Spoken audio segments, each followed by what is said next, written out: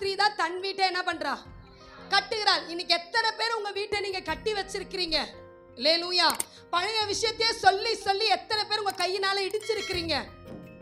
பழைய காரியத்தை குறித்து சொல்லி சொல்லி இன்னைக்கு இன்ன வரைக்கும் ஒரு சில குடும்பங்கள் ஏன் மேலே வரலன்னா, அன்னைக்கு நீ இப்படி பண்ணியே. புருஷன் பார்த்து மனைவி கேட்கறது, மனைவி பார்த்து புருஷனை கேட்கறது, பிள்ளைங்க பார்த்து பெற்றோரை கேட்கறது, பெற்றோர் பார்த்து பிள்ளைங்களை கேட்கறது. இன்னைக்கு நிறைய அப்படிதான் நடந்துட்டு இருக்கு. குடும்பத்துல மாற்றம் வராதது காரணமே நடந்து முடிஞ்சிருச்சு. அந்த விஷயம் முடிஞ்சிருச்சு.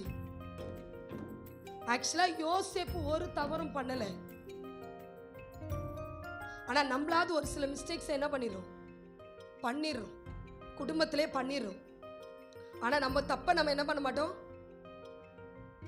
நீங்க பண்ணது மட்டும்தான் தப்பு.